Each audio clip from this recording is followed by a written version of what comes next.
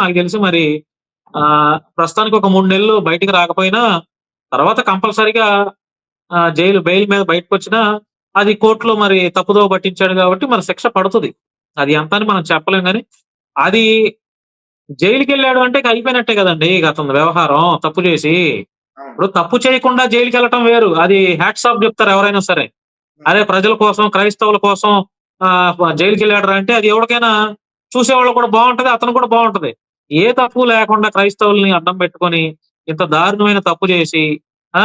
క్రైస్తవులను మోసం చేసి, పోలీస్ వ్యవస్థను మోసం చేసి, డాక్టర్లను మోసం చేసి, తర్వాత పాస్టర్‌లను మోసం చేసి, ఆడి కుటుంబ సభ్యులను మోసం చేసి, ఆ ఊరి గ్రామస్తులు ఎవరెవరైతే ఆడికి వెల్కమ్ చెప్పారో వాళ్ళని మోసం చేసి, ఇంత మోసాలు చేశాడు కాబట్టి కంపల్సరీగా ఇలాంటి దుర్మార్గుడిని పోలీసు వారు కఠినంగా శిక్షించాలని చెప్పి నేను మనస్ఫూర్తిగా పోలీసు వారిని కోరుకుంటున్నాను.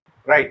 సో అలాగే భాను గారు అంటే జాన్ పోల్ అనే ఒక పాస్టర్ అతను కూడా రాజమండ్రిలో ఒక మహిళతో అసభ్యకరంగా ప్రవర్తించాడని చెప్పి ఒక ఆడియో కాల్ బయటకు వచ్చిందండి. ఒక మహిళ మాట్లాడుతుంది. జాన్ పౌల్ అతని పేరు. సార్ ఏంటి సార్ దాని గురించి ఏం చెప్తారు మీరు? John Paul.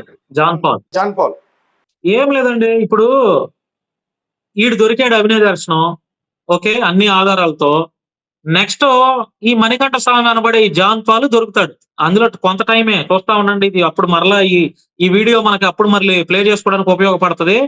కంపల్సరీగా నెక్స్ట్ ఇప్పుడు అభినయ దర్శన్ పని అయిపోయింది. నెక్స్ట్ టార్గెట్ నెక్స్ట్ బలే ఏది క్రైస్తవ్యాన్ని మోసం చేసి దేవుడి యొక్క ఇదితో దేవుని ఉగ్రతతో బయటపడేది ఈడే. అందులో డౌట్ లేదు. ఎందుకంటే వాళ్ళు చేస్తున్నంతా ఇప్పుడు ఒకటి సార్, దేవుడి పేరు చెప్పుకొని అది హిందూ మతమైనా, క్రైస్తవ మతమైనా, ముస్లిం మతమైనా దుర్మార్గాలు, దోపిడీలు ఇట్లాంటి పనులు చేస్తే దేవుడే ఉన్నాడు కదా, దేవుడే బయటేస్తాడండి. ఇప్పుడు ఈ మణికంఠ స్వామి గారు రాజమండ్రిలో ఒక అమ్మాయిని ట్రాప్ చేశాడు. ఆ అమ్మాయి వీడి చెప్పు చేతల్లో ఉంది. ఆ కుటుంబం పైన అమ్మాయితో వీడు కేసు పెట్టించాడు. పోలీసు వారు అమ్మాయి మేజర్ అని చెప్పి, అదే తల్లిదండ్రులు కూడా కేసు పెడితే పోలీసు వారు ఆ అమ్మాయి మేజర్ అని చెప్పి కంప్లైంట్ తీసుకోలేదు. అమ్మాయితో కంప్లైంట్ ఇప్పించాడు. అమ్మాయి వీడి ట్రాప్ లో ఉంది. ప్రస్తుతం అమ్మాయి తల్లిదండ్రుల దగ్గర లేకుండా బయట వేరే పీజీ హాస్టల్స్ లో, లేడీస్ హాస్టల్లో ఉంటుంది. అమ్మాయి తల్లిదండ్రుల దగ్గరికి వెళ్ళట్లేదు. వీడు ఫోన్ కాల్ చేసి అమ్మాయిని ఇంకా ఇంకా మోటివేట్ చేస్తున్నాడు. అక్కడ దొరికిపోయి రాజమండ్రిలో ఆ తల్లిదండ్రులతో చెప్పు దెబ్బలు తిన్నాడు. అవన్నీ వీడియోలు ఉన్నాయి. వీడు సినిమాలకు తిరుగుతున్నాడు పాస్టర్ అని చెప్పుకుంటా. రాజమండ్రిలో 2 సార్లు దురంధర్ సినిమా, 2 సార్లు సినిమాకి వెళ్ళాడు. ఒకసారి హిందీ వర్షన్ వెళ్ళాడు, అది అర్థం కాక మరోసారి తెలుగు వర్షన్ కి వెళ్ళాడు. ఈ పాస్టర్లు అని చెప్పుకుంటా ఈ సినిమాలకి, షికార్లకి, ఆడవాళ్ళతో అక్రమ సంబంధాలు, అమ్మాయిలను ట్రాప్ చేయటం ఇదంతా ఎంతవరకు కరెక్ట్ చెప్పండి? చెయ్యొచ్చా ఇట్లా? తప్పు కదా. ఇప్పుడు వాడేంటంటే నేను ఆల్రెడీ ఎక్స్పోజ్ చేశా. నువ్వు ఆ కాల్ రికార్డు అవన్నీ కూడా నేను ఎక్స్పోజ్ చేశా. అయితే అమ్మాయి ఏంటంటే వాడి ఉచ్చులో ఉంది కాబట్టి, అమ్మాయి వాడికి బలంగా ఉంది కాబట్టి, అమ్మాయి వాడి ట్రాప్ లో ఉంది కాబట్టి వాడి ఆటలో ఇదవుతున్నాయి. కొద్ది రోజుల్లో టోటల్ గా వాడు కూడా ఎక్స్పోజ్ అయిపోతాడు. సమాజానికి వాడి బతికేంటో కూడా అర్థమైపోతుంది. అందులో డౌటే లేదు. సో పాస్టర్ అభినయ్ దర్శన్ పాడేరు నియోజకవర్గంలో అతని పైన ఏదైతే దాడి జరిగిందో ఆ దాడి ఎవరు చేశారనేది ఆంధ్రప్రదేశ్ పోలీసులు బయట పెట్టారు. నిజంగా ప్రజలందరినీ, ముఖ్యంగా క్రైస్తవ సమాజాన్ని మోసం చేశాడు అభినయ్ దర్శన్. అంటే డబ్బుల కోసమా, రాజకీయంగా అతను ఎదగాలనా, లేదంటే ఫేమ్ కోసమా, లేకపోతే ఇంకా వేరే ఏమైనా కారణాలు ఉన్నాయా? సో ఏదేమైనప్పటికీ అతను దాడి చేయించుకుందనేది అయితే మాత్రం నిజం. పోలీసులు డైరెక్ట్గా చెప్పేశారు. ఇప్పుడు ఇంకొక పాస్టర్ గురించి కూడా కొన్ని విషయాలు బయటకు వచ్చాయి. John Paul. సో అతను కూడా ఒక అమ్మాయిని వేధిస్తున్నట్టు కూడా ఒక ఆడియో బయటకు వచ్చింది. దాని గురించి కూడా మనం మాట్లాడదాం. రైట్. ముందుగా అభినయ్ దర్శన్ గురించి మనతో పాటు క్లియర్గా మాట్లాడడానికి, అభినయ్ దర్శన్ని అటాక్ అయిన తర్వాత వైజాగ్ హాస్పిటల్కి వెళ్ళి అక్కడ ఆయన్ని పరామర్శించి ఆయనతో మాట్లాడిన 2 వ్యక్తులు, సీనియర్ జర్నలిస్ట్ భాను, అలాగే పాస్టర్ అజయ్ బాబు. సో వీళ్ళిద్దరూ కూడా పరామర్శించి వచ్చి అక్కడ గుచ్చి అతన్ని ప్రశ్నలు అడిగి ఒక లైవ్ అయితే పెట్టడం జరిగింది. సో దాని గురించి మనం క్లియర్గా ఇన్ఫర్మేషన్ తెలుసుకునేందుకు ప్రయత్నిద్దాం. మనతో పాటు మాట్లాడడానికి జర్నలిస్ట్ భాను, సోషల్ యాక్టివిస్ట్, ఆయన మనతో పాటు ఉన్నారు. ఆయనతో మాట్లాడదాం. సార్ నమస్తే. నమస్తే తేజ. నమస్తే. ఎలా ఉన్నావు? బాగున్నానండి. మీరు ఎలా ఉన్నారు? బాగున్నాను తేజ. మీకు అలాగే అజయ్ బాబుకి అభినయ్ దర్శన్ నామాలు బాగా పెట్టాడు అని చెప్పేసి బయట ట్రోలింగ్ నడుస్తుంది సార్, ఏం చెప్తారు దానికి? నాకేం పెట్టలా. ఉమ్, అసలు అసలు నాకెందుకు పెడతాడు? నేను ఏమన్నా పాస్టర్నా ఏంటి? నేను ఇప్పుడు ఒక జర్నలిస్ట్ గా వాస్తవాలు నిగ్గు తేల్చి నేను చెప్పాల్సినటువంటి బాధ్యత ప్రజలకి నా పైన ఉంది కాబట్టి నేను పోయా. నేను పాస్టర్ని కాదు, లేకపోతే అవినయ్ దర్శన్ నా మిత్రుడేం కాదు. ఆడితో ఒక స్టేజ్ పైన కూడా మనం ఎప్పుడు మాట్లాడింది లేదు. సో అభినయ్ దర్శనం లేకపోతే అజయ్ బాబు ఏమన్నా ఉంటే వాళ్ళిద్దరు చూసుకుంటారు, నాకు సంబంధం లేదు. ఉమ్, నేను ఒక జర్నలిస్ట్ గా పోయి అక్కడ కార్డు చూపించిన ఐడి కార్డు నేను వెళ్ళి ఎంక్వైరీ చేశాను. నాకు జరిగింది నేను చెప్పాను. అక్కడ చూసిన దాని ప్రకారం ఈ రోజు ఇందాక వచ్చి ఒక లైవ్ కూడా చేసి ఇదంతా డ్రామా అని చెప్పి టోటల్ గా జరిగినటువంటి విషయాన్ని ప్రజల ముందు చెప్పా. ఏంటి సార్ అసలు ఏం చెప్పాడా అభినయ్ మీతో? అంటే ఆ లైవ్ లో కాకుండా మీరు పర్సనల్ గా మాట్లాడు. ఏం లేదు, ఫస్ట్ ఆ లైవ్ అయిపోయిన తర్వాత లైవ్ ముందు కూడా నేను వెళ్లే టైంకి అజయ్ బాబు గారు కూర్చొని ఉన్నారు. నేను బయట నుంచి వచ్చి కూర్చొని మాట్లాడుతుండగా ఆ అడిగాం, ఏం జరిగింది అభినయ్ గారు? ఇదంతా బయట వేరే విధంగా డ్రామా అని చెప్పి అంటున్నారు, ఇది ఎంతవరకు కరెక్ట్ అండి? ఏదైనా ఉంటే చెప్పేయండి ఓపెన్ గా పోలీస్ వారికి, లేదంటే పెద్దలకు ఎవరైనా ఉంటే చెప్పేయండి.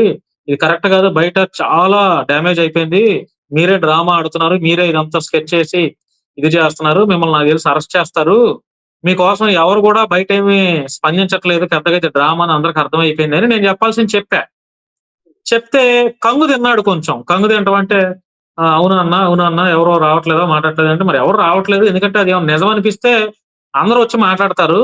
ఇప్పుడు మేము కూడా వచ్చింది అందుకే, కేవలం ఇదేంటి ఎంతవరకు కరెక్ట్ ఏంటని తెలుసుకోవడానికి, పూర్తి విషయాలు తెలుసుకోవడానికి. మరలా రేపు పొద్దున మేము ఏమైనా వీడియోలు చేస్తే మళ్ళీ అది కరెక్ట్ కాదు కదా, అందుకనే మేము కూడా పూర్తిగా తెలుసుకుందామని నేను కూడా వచ్చాను, ఏదైనా ఉంటే చెప్పేసాయి ఓపెన్ గా అంటే, లేదన్నా నేను కాన్ఫిడెంట్ గా ఉన్నాను, నా పైన దాడి చేశారని మాట్లాడాడు. సరే నీ సావు నువ్వు చావు అనుకున్నా మనసులో. కానీ ఆ లైవ్ తీసుకున్న తర్వాత ఇక నేను రావటం నేను వచ్చేసాను. ఇంకా చాలా మంది పాస్టర్స్ కూడా ఈ విషయంలో ఖండించారు, ఇది తప్పు అని చెప్పి అక్కడే ఖండించారు. బయట మేమంతా మాట్లాడుకున్నాం. ఎందుకంటే అర్థమైపోతుంది కదా, ఇదంతా స్క్రిప్టెడ్ వీడియోలు, వన్ బై వన్. ఇప్పుడు కారు మీద అటాక్ చేశారు తేజ గారు. అటాక్ చేస్తే ఆ పిల్లలు కూడా అందరూ మైనర్ గా అబ్బాయిల లాగే ఉన్నారు. అంత 17-18 సంవత్సరాలు లేదా 19 ఏళ్ల లోపే ఉన్నారు. కొంతమంది మైనర్లుగా కూడా అనిపిస్తున్నారు. మాస్కులు పెట్టుకొని ఫింగర్ ప్రింట్లు పడకుండా చేతి గ్లౌజులు వేసుకున్నారంటే చూసుకోండి ఎంత సినిమా ప్రభావం వీళ్ళపైన ఎంత మీద పడిందో ఈ అభినయ్ దర్శన్. ఎందుకంటే ఈ షార్ట్ ఫిల్మ్ తీసి వచ్చాడు కదా, అంటే గ్లౌజులు వేసుకొని మాస్కులు పెట్టుకొని మొఖాలకు గొడ్లు వేసుకొని వచ్చారంటే నిజంగా డ్రగ్ ఏదంటే గంజాయి మాఫియా లేకపోతే మాఫియా డాన్లు కూడా చేరింత ఈ సినిమా. చాలా తప్పు కదండి. ఇప్పుడు ఇతను క్రైస్తవ్యాన్ని మోసం చేశాడు అనేది కాదు, పోలీస్ వ్యవస్థని ప్రభుత్వాన్ని కూడా మ్యానిపులేట్ చేశాడు. ప్రభుత్వాన్ని అతను నమ్ముతున్నటువంటి ఫాలోవర్స్ ని మోసం చేశాడు 100%. ఇది అతను ఇప్పుడు చూడండి, అతనితో పాటు అతని భార్యని అరెస్ట్ చేశారు, వానికి సహకరించిన వాళ్ళని అరెస్ట్ చేశారు. మొదటి భార్యని అరెస్ట్ చేసినట్టుగా అనిపిస్తుంది. ఎందుకంటే ఆవిడ ఎవరి పేరు సుష్మానో సుప్రియ ఏదో ఉంది, ఇద్దరులో ఎవరు మొదటి భార్య తెలియదు. ఆవిడని కూడా అరెస్ట్ చేశారు. ఓకే, సుష్మా గారేమో అయితే ఆవిడని కూడా అరెస్ట్ చేశారు. రీసెంట్ గా కలిసాడంట అక్కడ. అతను మొన్నటి వరకు సుప్రియ అనే అమ్మాయితో ఉన్నాడు, రెండో భార్య. తర్వాత రెండో భార్యతో కూడా ఏదో పాపం ఏదో వివాదాలు వచ్చి మరలా మొదటి భార్య దగ్గరికి వెళ్ళాడంట. వెళ్ళిన తర్వాత ఇప్పుడు జరిగింది. ఇప్పుడు ఆ భార్య కూడా పాపం బాధపడుతుంది, అటు పిల్లలు ఉన్నారు. ఇప్పుడు ఈ భార్య కూడా ప్రెగ్నెంట్ అంట, మరి అది ఎంతవరకు నిజమో తెలియదు, సెకండ్ భార్య. ఇప్పుడు మీరు కూడా ఇప్పుడు ఒక దాడి జరిగితే అది దాడి కరెక్ట్ కాదు, కానీ మీరు కూడా సమర్థించారు కదా. అందరూ అన్ని ఛానళ్ళు ఎట్లయితే వేశారో మీరు రెడ్ టీవీలో కూడా అది దాడి తప్పని, అది జరిగినప్పుడు ఎట్లయితే మాట్లాడారో ఇది తప్పన్నప్పుడు మీరు కూడా మళ్ళీ దాన్ని ఎక్స్పోజ్ చేస్తున్నారు కదా. సో అది చూడగానే ఎవరికైనా అయ్యో పాపమో, లేదంటే బ్లడ్ చూడగానే నిజంగానే కొట్టారేమో అని అనుకుంటారు, ఎవరైనా స్పందిస్తారు కదా ఫస్ట్. సో మీరు కూడా అలాగే చేశారు, మరలా ఇప్పుడు తప్పన్నప్పుడు మేము దాన్ని కూడా ఎందుకు చూపించే ప్రయత్నం చేసామంటే, అరే ఈ పాస్టర్ గతంలో కొన్ని వ్యాఖ్యలు చేశాడు ఇట్లా అని చెప్పేసి అన్నాడు, రాజకీయంగా ఎట్లా మాట్లాడుతుండో, ఏదైనప్పటికీ ఇంత పకడ్బందీగా ప్లాన్ చేసి దాడి చేయడం అనేది తప్పు, చూపించాలి అని చెప్పేసి మేము చూపించే ప్రయత్నం చేశాను. కానీ సో అంటే ఇతను అనుకోం కదా ఇతను ఇలా చేశాడని ప్లానింగ్ ప్రకారం. నిజంగా ఇతను చేసిన పని వల్ల ఆంధ్రప్రదేశ్ పోలీసులు కనుక కొంచెం ఆలస్యం చేస్తే 2 మతాల మధ్య తీవ్రస్థాయిలో గొడవలు జరిగి చాలా పెద్ద ఎత్తున గొడవలు జరిగే ఛాన్స్ ఉందండి, కొట్లాట జరిగేది నిజంగా ఇతను చేసిన పని వల్ల. మీరేం చెప్తారు? అంటే అంటే ఇక్కడ క్రైస్తవులు లేదా క్రైస్తవ పాస్టర్లు కూడా కొంత ఆలోచన చేస్తారండి. ఏంటంటే ఒక విషయం జరగగానే అందులో వాస్తవాలేంటి, నిజమేంటి నిర్ధారణ చేసుకొని మాట్లాడతారు. ఇప్పుడు అంత జరిగింది. పాస్టర్లు ఎవరు కూడా రోడ్డెక్కి లేకపోతే ధర్నాలు, నిరసనలు లేకపోతే సోషల్ మీడియాలో ఇదంతా ఎవరు అంత హల్చల్ ఏం చేయలా. కాకపోతే నిజమేనేమోనని చెప్పి కొంత పోస్టులు పెట్టారు. తప్పని తెలుసుకున్న తర్వాత మరలా పోస్టులు డిలీట్ చేసేశారు. ఇప్పుడు హర్ష్ కుమార్ గారు మాజీ ఎంపీ ఆయన కూడా పెట్టారు. ఐఏఎస్ విజయ్ కుమార్ గారు ఆయన కూడా పెట్టారు. తర్వాత మీ తెలంగాణలో మీడియా ఛానల్స్ అన్ని కూడా ఈ తప్పు దాడి చేయటం కరెక్ట్ కాదని మాట్లాడారు. సో అది చూడగానే ఆ వాతావరణం ఇప్పుడు ఏదైనా పోలీసు వారు విచారణలో కదా తేలేది నిజాలు. ఇప్పుడు మేము వెళ్ళి చెప్పాం, మేము వెళ్ళి అడిగాం.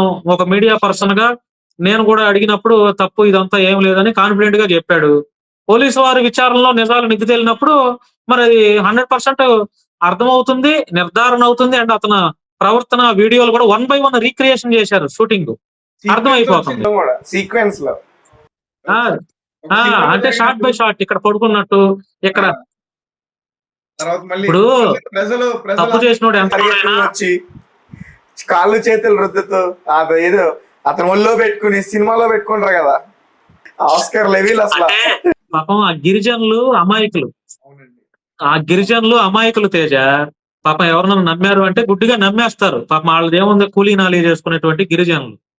సో అందులో వీళ్ళను కూడా బాధితులు చేశాడు ఆ డ్రామాలో. ఎందుకంటే పాపం వాళ్ళకి తెలియదు ఒక పాస్టర్ ని నిజంగానే కొట్టారేమో. ఆ బ్లడ్ అవన్నీ చూసిన తర్వాత ఇప్పుడు మనమే చదువుకున్న వాళ్ళం, తెలంగాణలో ఇన్ని మీడియా ఛానల్స్ మనమే దాడిని కరెక్ట్ కాదని సమర్థించాం, స్పందించాం. పాపం ఏమీ తెలియనటువంటి ఆ గిరిజనులు నిజమే అనుకుంటారుగా, అవునా కదా?